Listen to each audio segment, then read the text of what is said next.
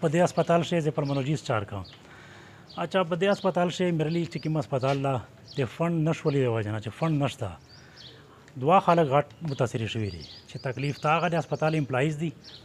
بل د مرلی تحصیل سره چې څومره تړلي عوام دي دا سفر کېږي ځکه چې هسپتال صرف چې کوم دا کنه او پی ډي او په دې باندې نه چلېږي بیمور صرف کسا او ډایرکټ سي هسپتال شې ډېر شي نه دي نه هسپتال چې کوم ملا کې هسپتال نه دي په دا شي آی سی یو جوړې شوې ډایلیسس ماشینه ولګېدل همیش څنګه فعال دا تشا نشته میش چې خپل هډ اپی سره خبره کیا وی چې میش سره فند نشته ګورنمنت ته چې سي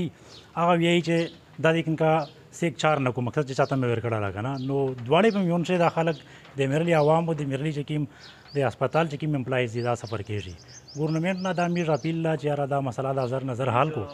تقریبا دلته چې د هسپتال دا د اوتم میاشتې نه مخکې چلو شو دا د سرحد ارګنایزیشن په ټیکا کې دا په دې اوتم میاشتې کې تقریبا اوتم میاشتې پیرا شوې چې اوس سره سیمشته سیلری نه دی ملاو دې سیلری په باره کې میش ډي ایچ او ته لوړي ای سی ته لوړي ډي سی ته لوړي او سرحد چې کوم مین هډ اپیس ته د سره بار میش کانټیکټ شوی دی تقریبا میش سره 70-80 امپلایز وي په دې کې نیمای لوټ شوی دی وداوت سیلری چې د باقي کیم پوتی دي دا هم بس ود انفیډ لیو باندې لارجي میش چې کوم غاډو د کوم مشرون دي دې ته بار ریکوست کړه دا خو دې میش خبره وناروي دا په صحیح طریقه سره اس هسپتال میش چې کوم دا ټول باندې کړه دا ایکس ری لیبارټری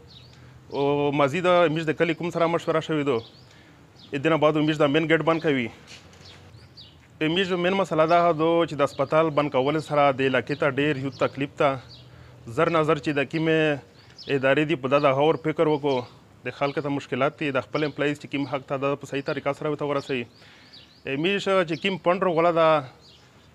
سرحد ارګنایزیشن ویاج دا ډي ایچ او سره پرتا او ډي ایچ او لا ویاج میشته پندرو غلان دا د خپل کمیشن په بیس باندې سره شاهتي او په دې میاس کې میش متاثر کړي دلته چې سره ادارې دي کا جی او سی دا کا ای سی دا کا ډي سی دا کا ډي ایچ او دا کا هیلث فاونډیشن لدی په دې د نظر ایکشن وکړي